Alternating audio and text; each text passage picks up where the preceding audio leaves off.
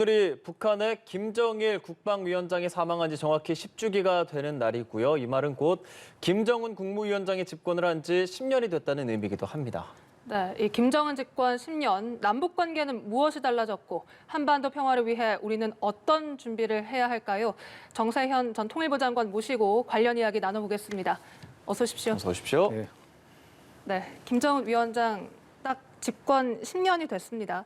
이 외신들의 이 평가를 보니까 북한이 더 고립됐다, 이 공포 정치가 더 가속화됐다 이런 평가들이 나오더라고요. 전 장관께서는 어떻게 평가를 하십니까? 핵과 미사일 능력을 계속 강화했기 때문에 유엔 대북 제재는 지금 점점 늘어나서 지금 10개가 넘을 겁니다. 그런 점에서는 고립됐다고는 그 평가는 맞죠. 네. 근데 북한이 그것 때문에 무슨 전략을 바꿀 가능성은 저는 없다고 봐요. 그러니까 그네들 특히 미국의 의회 주변이나 또는 이른바 싱크탱크 쪽에 있는 사람들은 계속 이렇게 압박을 가하고 제재를 유지하면 결국 나중에 손들고 나올 것이다. 그런 전제하에 고립이 강화되고 있다느니 무슨 또 살기 어려워졌다느니 하는 얘기들을 하는데 네. 북한은 솔직히 별로 개의치 않아요. 오히려 시간을 끌면 끌수록 자기네들은 핵과 미사일 능력은 강화될 수밖에 없고 그렇게 되면은 나중에는 미국이 오히려 북한을 괄목상대하고 나올 것이다. 그게 또 그런 성공 사례도 있고. 그러니까 김정은 취임한 이후에 지금 핵실험을 4번을 했어요. 네, 그렇죠. 김정일 때 2번 하고 총 6번 했는데 4번 핵실험을 한 결과 2017년 11월 29일 날 대륙간 탄도탄 13,000km짜리 ICBM 발사에 성공했다고 하지 않았어요? 그리고 바로 미국이 사실은 그대로 놔두면 안 되겠다. 그냥 가서 밀어붙여버려야 되겠다기보다는 협상을 통해서 뭔가 지금 일이 더 악화되는 걸 막아야 되겠다고 그래서 2018년 6월 달에 싱가포르까지 가서 김정은을 1대1로 만나지 않았습니까? 네. 그러니까 지난 10년 동안 김정은은 자기가 핵무력을 계속 강화한 끝에 미국으로부터 1대1의 대접을 받았다 하는 성공의 추억을 가지고 있기 때문에 지금 전문가들이 이러쿵저러쿵 고립이 더 강화됐다느니 그렇기 때문에 압박을 더 강화해서 마지막 결국 북한이 손들고 나오도록 만들어야 되겠다 하는 전략은 전혀 북한한테는 안 통할 겁니다. 네, 사실 김정일 국무위원장이 처음 집권했을 때를 돌이켜보면 10년 전에 20대 청년이 감당하기에 어려워 보였던 어떤 절대 권력자의 자리잖아요. 그런 자리를 주요 인사들을 숙청하기도 했었고 인선을 대대적으로 개편하면서 본인의 권력을 좀 공고히 했습니다. 그리고 지금은 위대한, 수령 이런 표현도 자주 보이는데요. 김정은주의라는 말까지 있더라고요. 최근에 이런 행보들은 어떻게 보시나요? 글쎄요, 그 김정은주의라는 말을 쓰는 걸 보면서 야 이거 이제 그전에는 김일성주의, 김정일주의까지는 김정은이 지난 10년 동안에는 착실히 썼었어요. 그리고 자기 이름 뒤에다 무슨 주인이 사상인이 하는 것은 잘 안 붙였습니다. 근데 10년이 이제 다 돼가면서부터는 금년이죠. 그러니까 김정은주의라는 말이 나오기 시작하고 위대한 영도자 이렇게 이제 위대하다는 표현도 쓰고 또 잘 안 쓰는 김정일 위원장 때는 수령이라는 단어를 안 썼습니다. 예. 그건 김일성한테만 붙이는 호칭이었었어요.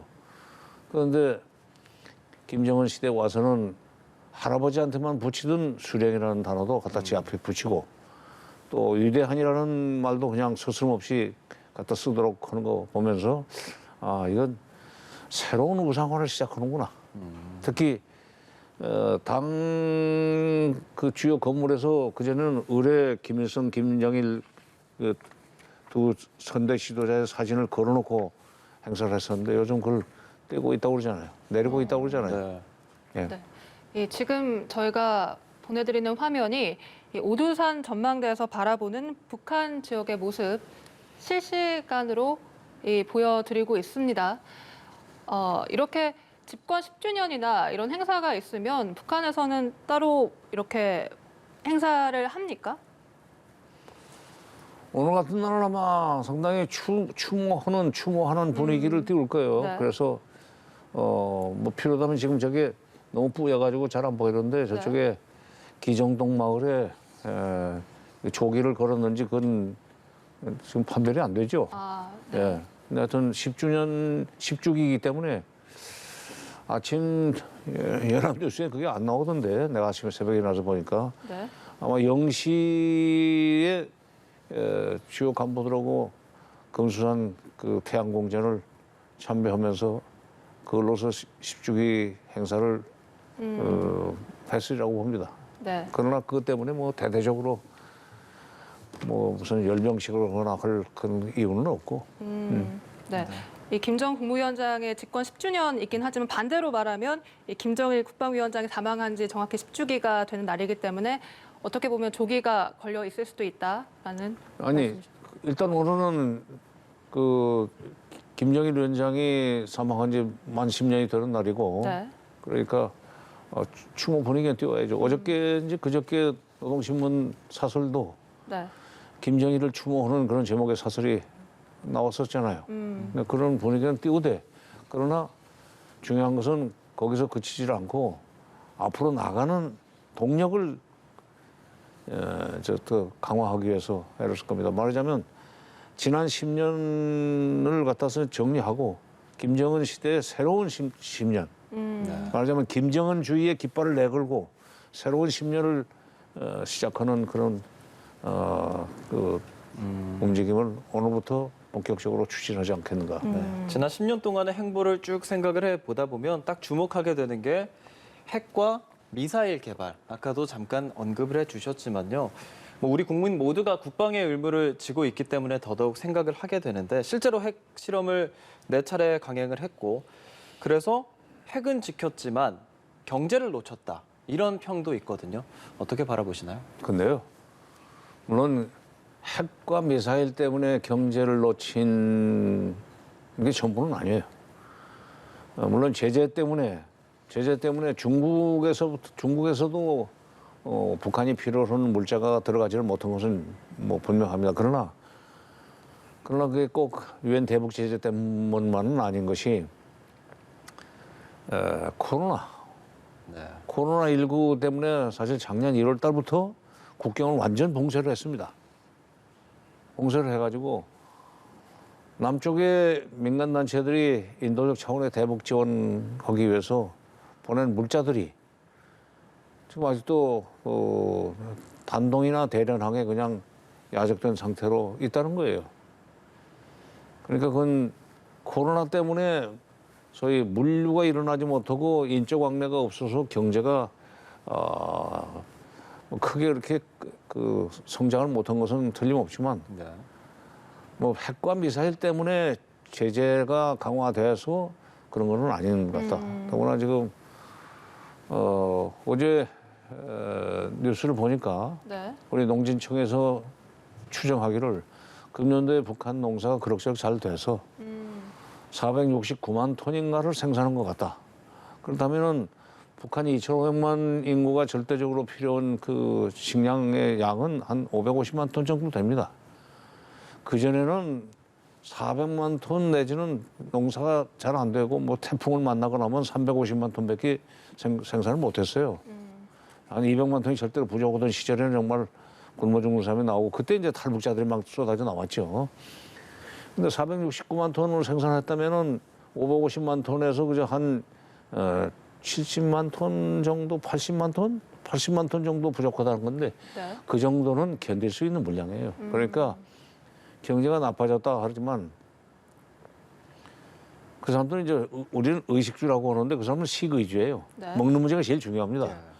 먹는 문제에서 크게 그 고통을 안 느끼면은 뭐 일용품이 좀 부족하다 하는 거 별로 불편 안 느끼고 아마 그대로 참고 기다리면 새로운 좋은 세상이 올 거다라는 그런 믿음으로 살고 있을 겁니다. 그런 식으로 또 정치 사상 교육을 계속 강화하고. 네. 예. 이 김정은 위원장의 집권 기간 동안 뭐 판문점 정상회담이나 또 싱가포르 북미 정상회담이나 마치 이렇게 가속화될 듯한 이 북미 관계, 남북 관계가 좀 더 발전될 듯한 모습을 보였지만 결국 하노이 회담이 결렬되고 이렇게 되면서 지금은 남북 상태가 교착 상태거든요. 이 교착 상태를 좀 어떤 식으로 풀어 나가야 될까요? 흔히들 그 2018년 2월 9일 날 평창올림픽 개막식에 북한 축하사절단이 온 거로부터 시작해서 네. 2018년에 4.27 판문점 정상회담이 성사되고 예. 6.12 싱가포르 북미 정상회담이 또 성사됐고 9.19 평양 남북 정상회담이 잘 마무리가 됐었는데 그래서 남북 관계도 잘 풀려나갈 것 같고 또 북미 관계도 잘 풀려나갈 거라고 기대들을 했었죠. 2018년 한 10월까지는. 근데 흔히들 그 2019년 2월 27일부터 28일까지 있었던 하노이 회담이 노딜로 끝나면서 북미 관계가 파탄 나니까 남북 관계도 파탄 나다 하는 식으로 해석들을 하는데 네. 저는 그렇게 안 봅니다. 아, 어떻게 보십니까? 북미 관계는 하노이 회담 때문에 그 하노이 회담이 노딜로 끝나면서 북한의 미국에 대한 신뢰가 완전히 깨져버렸어요. 그러면서 더 이상 어설픈 북미 협상은 시작하지 않겠다. 미국이 확실하게 태도를 바꿀 때까지 기다리겠다는 식으로 지금 입장을 견지하고 있는데 남북 관계가 그 진도가 못 나간 것은 북미 하노이 회담은 관계없어요. 그해 11월 20일 날 미국 쪽에서 한미 워킹 그룹이라는 걸 만들자고 해가지고 네. 우리 정부 쪽에서는 그게 크게 그렇게 나쁜 것이 아닌 줄 알고 동의를 했었죠. 근데 그 한미 워킹 그룹에서 사사건건 남북 정상급 합의를 이행하는 데 있어서 딴지를 걸었어요. 네. 발목을 잡았어요. 네. 그러니까 한 발짝도 못 나갔습니다. 심지어 2019년 1월 달에 북쪽에 독감이 유행한다는 정보가 있었기 때문에 우리 쪽에서 독감약을 보내려고 그랬습니다. 타미플루. 그때 그걸 싣고 가는 트럭이 통문 앞에서 멈췄습니다. 개성적으로 싣고 가려면은 유엔사가 관리를 하잖아요. BTMG 그 통문을. 네. 그거 안 열어주는 거예요. 유엔 사령관이. 더 쉽게 얘기하면 주한미군 사령부가 안 된다 이거야. 왜 안 되느냐? 약은 가도 좋지만 트럭은 안 된다. 그러면 약을 어떻게 보냅니까? 네.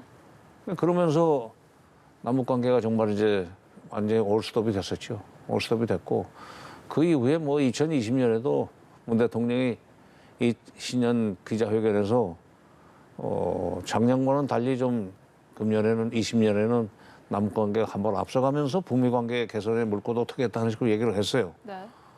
바로 그 직후에 여기 주한 미국 대사였던 해리 해리스 전 대사, 네. 그 고수염 길었던 사람. 네. 모든 남북 사업은 한미 워킹 그룹에서 긴밀하게 협의한 뒤에 할 일이지 대통령 마음대로 그냥 앞으로 선뜻 나갈 수 있는 것은 아니다 하는 식으로 토를 다지 않았었어요. 예. 그러면서 다시 남북 관계는 2020년에도 풀릴 수 있다는 기대를 했었는데 대통령이 그런 말씀을 하셨으니까. 네. 근데 주한 미국 대사가 발목을 잡는 바람에 더 이상 못 나갔었죠. 그렇죠. 뭐 실제로 연락 사무소가 폭파되고 또 단절됐다가 다시 복구했지만 뭐 소통이 원활하게 되는 것 같지는 않고요. 네. 통신 연락사무소가 아니라 연락사무소는 네, 폭파돼서 아직 지금 그 업무를 제대로 못 보고 있고 각자 평양과 서울에서 일을 보고 있고 근데 이제 통신 연락소는 복원이 됐죠. 네. 통신 연락소는 복원이 됐는데 그게 제대로 기능을 못하는 게 통신 연락선이 복원되었을지언정 4.27 판문점 선언이나 9.19 그 평양 선언에서 합의했던 사업들을 이행하려고 그러는데 트럼프 때는 한미 워킹 그룹이 발목을 잡더니 바이든 정부에 들어와서는 한미 간의 그 완전한 조율 하에서만 남북 관계를 풀어나가야 된다는 식의 입장을 또 견지하는 바람에 그것도 역시 못 나가고 있어요. 예. 내가 지금 이런 데까지 나와서 미국 사람 비난하는 것 같지만 그건 사실입니다. 네. 이런 가운데 최근 바이든 정부가 집권하고 나서 새로운 첫 대북 제재를 가하고 있거든요. 북한 중앙검찰서가 불공정한 법 집행을 자행하고 있다. 그러면서 인권 탄압 등을 이유로 제재 대상에 올리기도 했고요. 오늘 아침 보도를 보니까 또 유엔 총회 본회의에서 북한 인권 결의안을 또 통과시켰습니다. 이건 또 17년 연속인데. 그야 뭐. 근데 지금 미국이 북한의 인권 문제를 가지고 대북 제재를 또 재개하는 거, 소위 그 국가 차원의 제재를 지금 또 이제 추가했죠. 바이든 정부에서. 그 전에 네. 트럼프 때도 뭐 여러 개 있었지만은 그거는 지금 신강 위구르 쪽의 인권 문제를 가지고 중국을 압박하는 거하고 맥을 같이 한다고 봐요. 말하자면 신강 위구르의 인권 탄압, 그다음에 홍콩 문제, 대만 문제 이런 걸 가지고 중국을 전방위적으로 지금 비난하고 압박해 들어가면서 네. 그 대중 압박 견제 전략의 일환으로 중국과 가까운 북한에 대해서 그런 제재를 가하는 것이 그들로서는 아마 논리적으로 일리가 있다고 생각하겠지만 우리로서는 글쎄 북한의 인권 탄압이 어제 오늘이 아닌데 입만 열면은 정치범 수용소 없애라 뭐 이런 얘기를 했던 게 지금 몇십 년입니까? 지금 새삼스럽게 인권 문제를 가지고 제재를 한다는 것은 그것은 바이든 정부가 지난 5월 21일 날 한미 정상회담에서 남북 대화와 관여 협력을 적극 지지하기로 했다는 바이든 대통령이 남북 대화와 관여 협력을 적극 지지한다는 표현을 썼는데 그때 그 남북 관계를 좀 전향적으로 풀어나갈 수 있도록 밀어줄 것처럼 했던 그 입장에서 완전히 뒤로 좀 물러난 거라고 봅니다. 저 인권 문제 가지고 저렇게 미국이 먼저 앞장을 서고 유엔에서 또 대북 인권 결의안 같은 것을 강화하고 하면은 분위기가 우리 국내 분위기가 완전히 죽어버려요. 네. 네. 그리고 우리 정부의 종전 선언 구상 차질이 불가피할 것으로 보입니다. 미국이 베이징 동계 올림픽 이 보이콧을 선언하면서 사실 우리 정부가 이 올림픽을 계기로 4자 남북미 중 4자 종전 선언 검토하지 않았습니까? 앞으로 어떤 식으로 그러면 종전 선언 그림을 그려 나가야 될까요? 원래 종전 선언 관련해서는 2007년 10월 4일 날 노무현 대통령 때 평양에서 김정일 위원장과 종전선언에 관해서 이렇게 합의를 했습니다. 한반도 관련 3국 또는 4국의 정상들이 한반도 지역에서 만나라고 그랬어요. 네. 한반도 지역에서 만나 한국전쟁의 공식적인 종료를 선언하는 문제를 협의해 나가기로 했다. 이렇게 됐거든요. 그러니까 그때 2007년 노무현 김정일 그 정상회담 때는 종전선언은 한반도 지역에서 하는 걸로 돼 있었어요. 근데 갑자기 지금 베이징 올림픽을 계기로 해서 중국에서 한다고 하는 아이디어가 나왔었는데 저는 그때 이게 종전선언 문제를 판문점에서 하든지 해야지 왜 중국에 가서 하느냐 말이야. 네. 중국은 오라고 하면 되는 거예요. 그러니까 중국의 잔칫날 가가지고 종전선언하면 그 뉴스가 되겠습니까? 그러니까 그 아이디어 자체가 조금 비현실적이었고 근데 지금 문제는 뭐 베이징 올림픽에 지금 미국이 그 외교적 보이콧을 하기 때문에 미국 대표가 안 오는 바람에 거기를 못하게 된 그게 아니고 미국의 지금 바이든 정부의 기본 입장이 종전선언은 지금은 때가 아니다 하는 거예요. 지금은. 네. 지금은 때가 아니고 그다음에 종전선언 해주고 나면은 북한은 그다음부터 줄줄이 무슨 요구를 할 텐데 거기에 대한 보장이 없이 어떻게 종전선언부터 덜컥하느냐 하는 식으로 미리 걱정을 하는데 그러니까 그 왜 해보지도 않고 미리 걱정부터 하는 사람들 있죠. 미국이 지금 딱 그 입장이에요, 지금. 네. 하기 싫으니까 그러겠지만. 그러니까 지금 문재인 대통령이 9월 23일 날 종전선언 얘기를 꺼내놓고 벌써 지금 석 달이 다 되고 하는데 미국이 움직이지 않는 거 보면은 앞으로 남은 석 달 동안에 움직여줄 가능성은 별로 없다고 저는 봅니다. 네, 즉 김정은 집권 10년 정세현 전 통일부 장관과 이야기 나눴습니다. 오늘 말씀 고맙습니다. 고맙습니다. 예, 좋습니다.